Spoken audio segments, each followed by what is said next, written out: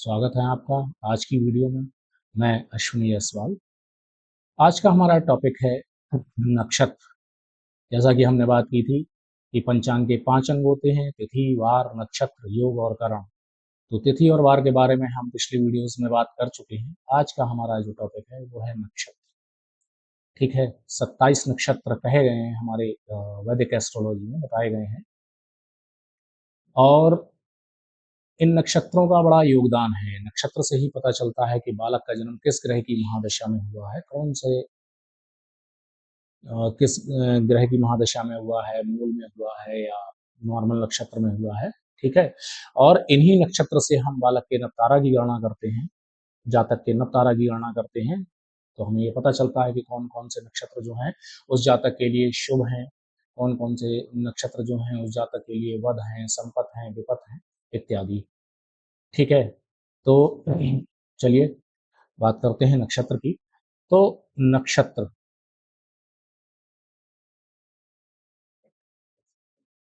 मतलब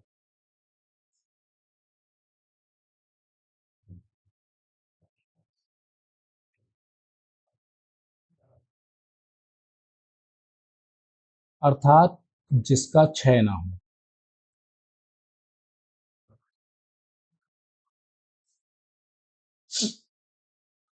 जिसका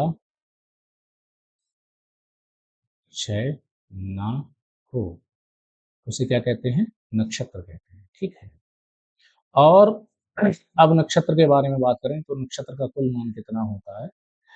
तो जैसा कि हम सभी जानते हैं कि सभी ग्रह जो हैं वो परिक्रमा कर रहे हैं सूर्य की हमारे सौरमंडल में। ठीक है,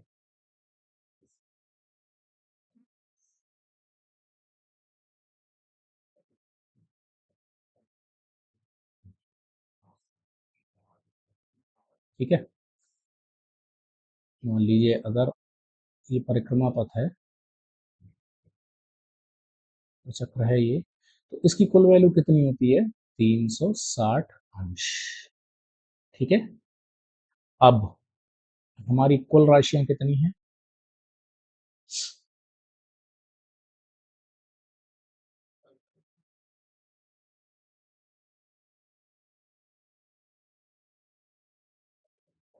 12। ठीक है, तो एक राशि कितने की हुई?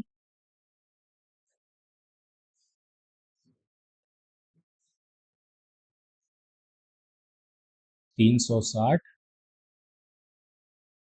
को डिवाइड कर दिया 12 से, हमको प्राप्त हुए 30 अंश। ठीक है, तो 30 अंश की एक राशि होती है। इसी प्रकार अगर हम नक्षत्रों के हिसाब से इसको डिवाइड करें तो कुल नक्षत्र कितने हैं?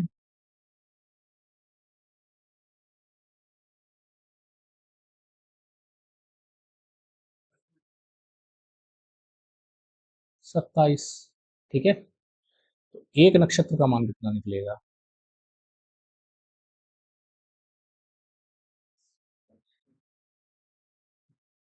360 अंश हमने 27 से डिवाइड कर दिया। ठीक है, तो हमें प्राप्त हुए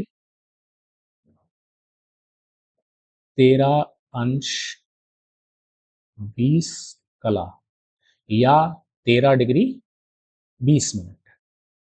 ठीक है, तो ये एक नक्षत्र का मान निकल आया। और एक नक्षत्र में चरण कितने होते हैं?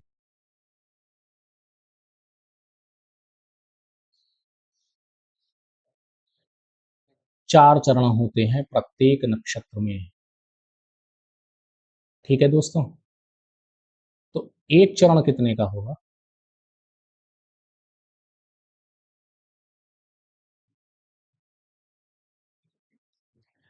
पूरा नक्षत्र है 13 अंश 20 कला। ठीक है, और टोटल 4 चरण होते हैं, डिवाइड कर दिया तो ये कितना आएगा? 3 अंश 20 कला। ठीक है, ये नक्षत्र के एक चरण की वैल्यू है। ठीक है, नक्षत्र का एक चरण 3 अंश 20 कला का होता है, और पूरा नक्षत्र 13 अंश 20 कला का होता है। ठीक है? तो अब अगर मैं बात करूं कि इसका उपयोग क्या है, ठीक है, कैसे जानेंगे कि कौन सा ग्रह किस नक्षत्र में है, कौन कौन सा नक्षत्र किस समय कहाँ है। तो इसके लिए पहले तो हमें नाम ही ज्ञात होने चाहिए नक्षत्रों के। तो अगर हम बात करें नक्षत्रों की, तो नक्षत्रों के नाम, तो दोस्तों ये हमारे 27 नक्षत्र हैं। अश्वनी, भरणी, कृतिका, रोहिणी, मृगशिरा, आद्रा, पुनर्वसु, पुष्य, आश्लेषा, मघा, पूर्वा फाल्गुनी, उत्तरा फाल्गुनी, हस्त, चित्रा, स्वाति, विशाखा, अनुराधा, ज्येष्ठा, मूल, पूर्वाषाढ़ा, उत्तराषाढ़ा, श्रवण, धनिष्ठा, शतभिषा, पूर्वा भाद्रपद, उत्तरा भाद्रपद और रेवती। अब इन नक्षत्रों के स्वामी ग्रह हैं। ठीक है, कौन से नक्षत्र का स्वामी कौन सा ग्रह है। तो हमारे वैदिक ज्योतिष में प्रत्येक ग्रह को तीन तीन नक्षत्र आवंटित किए गए। ठीक है, उसके बारे में बात करते हैं। तो जैसा कि बात करें, अश्वनी, मघा और मूल, इन तीनों का स्वामी केतु होता है। ठीक है, या हम कह सकते हैं कि केतु के नक्षत्र हैं। इसी प्रकार भरणी, पूर्वा फाल्गुनी और पूर्वाषाढ़ा, ये शुक्र के नक्षत्र हैं। ठीक है, इसी प्रकार से कृतिका, उत्तरा फाल्गुनी और उत्तराषाढ़ा, ये सूर्य के नक्षत्र हैं। रोहिणी, हस्त और श्रवण, ये चंद्रमा के नक्षत्र हैं। ठीक है, मृगशिरा, चित्रा और धनिष्ठा, ये मंगल के नक्षत्र हैं।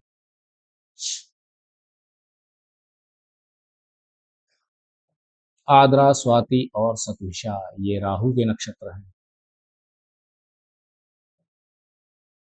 पुनर्वसु, विशाखा और पूर्वा भाद्रपद, ये गुरु के नक्षत्र हैं।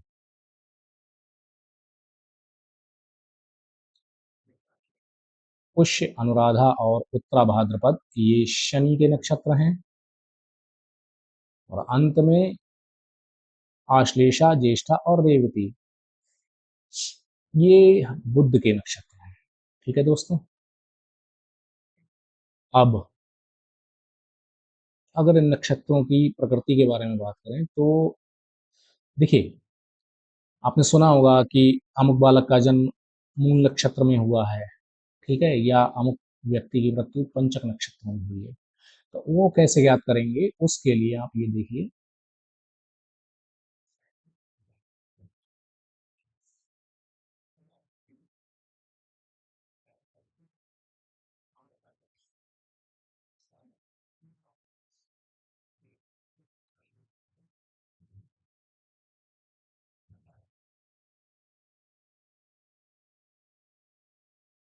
ठीक है, केतु के तीनों नक्षत्र और बुध के तीनों नक्षत्र,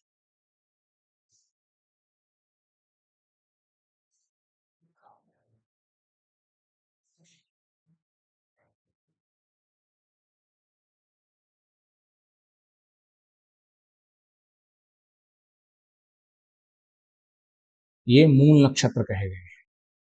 ठीक है, अश्विनी, मघा मूल, आश्लेषा ज्येष्ठा और रेवती, ये मूल नक्षत्र कहे गए हैं। अश्विनी, मघा और मूल के प्रथम दो चरण और आश्लेषा, ज्येष्ठा और रेवती के अंत के दो चरण, ये गंडांत योग मूल कहे गए हैं। ठीक है, क्यों कहे गए हैं, क्योंकि ये एक दूसरे को गंड मतलब गांठ जोड़ने का कार्य करते हैं। ठीक है, अगर देखा जाए तो कुछ इस प्रकार से चक्र में ये स्थिति है आपके इन तीनों नक्षत्रों की, अश्विनी, मघा और मूल। और ये स्थिति है आपके आश्लेषा, ज्येष्ठा और रेवती की। तो ये एक दूसरे को जोड़े हुए हैं बस। ठीक है, इसीलिए इन्हें गंड मूल कहा जाता है। ठीक है दोस्तों। और पंचक का ज्ञान कैसे करेंगे, तो आप देख रहे हैं कि प्रत्येक ग्रह को 3-3 नक्षत्र आवंटित हैं। तो मंगल, राहु, गुरु, शनि और बुध, इन 5 ग्रहों के जो अंतिम नक्षत्र हैं उन्हें पंचक संज्ञक कहा गया है। अर्थात यहाँ से और यहाँ तक धनिष्ठा, शतभिषा, पूर्वा भाद्रपद, उत्तरा भाद्रपद और रेवती, ये पंचक संज्ञक नक्षत्र कहे गए हैं।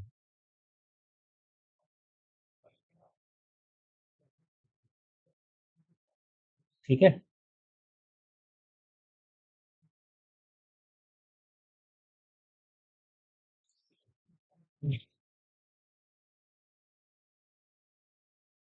तो दोस्तों, ये हमारे नक्षत्र हैं। प्रत्येक नक्षत्र को 4 चरण, प्रत्येक नक्षत्र में 4 चरण होते हैं। कुल 27 नक्षत्र हैं। तो जब आप कोई जाप करते हैं या आपको कोई जाप बताया जाता है तो मिनिमम आपको बोला जाता है कि 108 बार इसका जाप करिए। ठीक है। हमारी पूजा की माला में जो रुद्राक्ष या कमलगट्टे या दूसरा जो भी है तुलसी वगैरह, उनके जो मनके होते हैं वो भी 108 होते हैं। कारण कि एक नक्षत्र में चरण है 4। ठीक है। कुल नक्षत्र कितने होते हैं? 27। और एक नक्षत्र में चरण कितने होते हैं? 4। कुल मिलाकर कितना हुआ? 108। ठीक है। तो ये जो 108 का नियम है वो इसी सिद्धांत पर आधारित है कि हमारे 27 नक्षत्र हैं और प्रत्येक नक्षत्र में 4 चरण होते हैं। ठीक है। तो 108 का गणित इस प्रकार से निकल कर आता है। हमारी माला के मन के भी 108 होते हैं, या हम वैसे काउंट करें हाथ से भी तो भी हमें बोला जाता है कि 100 मिनिमम 108 बार जाप करिए। ठीक है। तो वो इसीलिए बताया जाता है। ठीक है दोस्तों, आशा करता हूँ कि यहाँ तक का गणित आपको समझ में आया होगा। इससे आगे की जानकारी, जैसे कि राशियों में नक्षत्रों का आवंटन कैसे किया गया है, कितने कितने अंश पे किया गया है, और कौन सा नक्षत्र किस चरण में पहुंचेगा। ठीक है। उसके बाद नक्षत्रों का वर्गीकरण किया गया है 7 प्रकार का, ध्रुव संज्ञक, चर संज्ञक इत्यादि। ये सारी जानकारी हम अगले वीडियो में बात करेंगे। तो जानकारी आपको कैसी लगी दोस्तों, कमेंट सेक्शन में अवश्य बताइएगा। और यदि जानकारी अच्छी लगी है तो वीडियो को शेयर कीजिए, लाइक कीजिए, सब्सक्राइब कीजिए। आपके सहयोग का आकांक्षी हूँ। नमस्कार। धन्यवाद।